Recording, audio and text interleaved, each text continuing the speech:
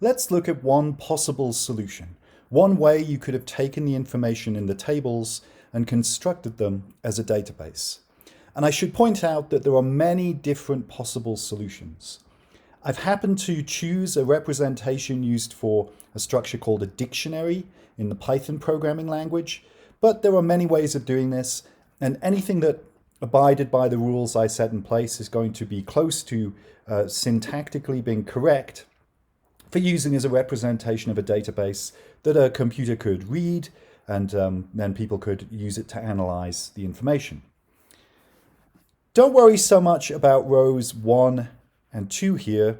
Here in the Python language, I've set up an empty database and I've populated it with keys Amy, Ben, and Cam that have values Swahili, French, English, Spanish, English, and English.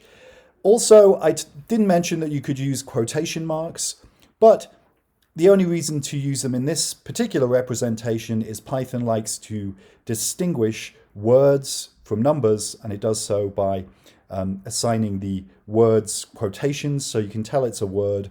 For example, the number 6 is the number 6. The number 6 in quotations is the word 6 or the string 6.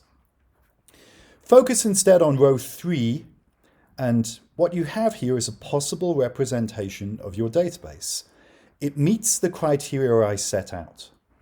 It's a single self-contained entity, it's its own thing, it's a database, because the curly brackets have delineated the beginning and end of the table, of the information of the database.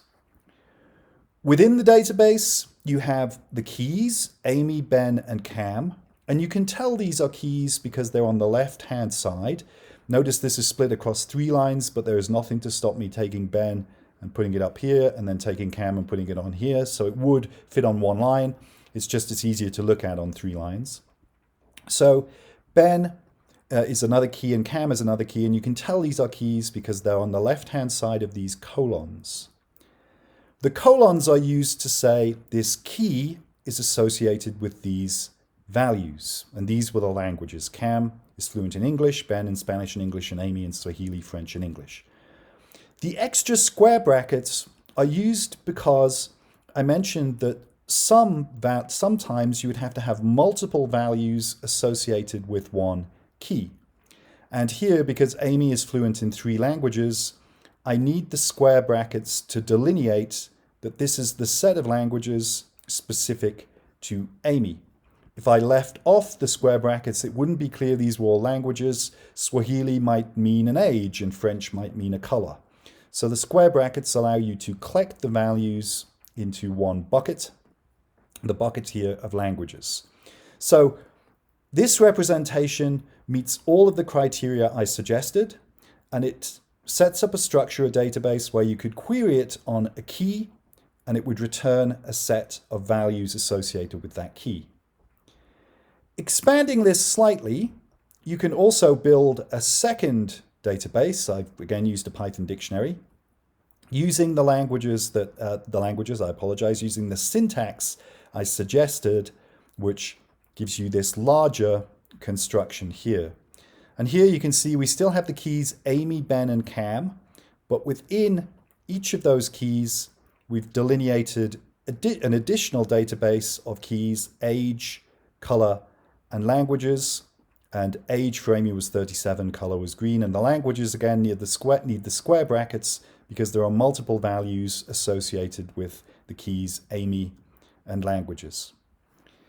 So when I say this is an adequate representation that a computer could then pull back the data for analysis, what do I mean by that?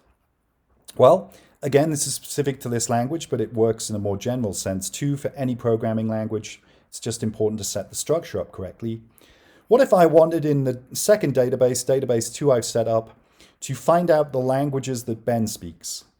Well, I could use some notation like give me the key Ben and the key languages and tell me the values, and what I get back are Spanish and English, which are indeed the languages that Ben speaks.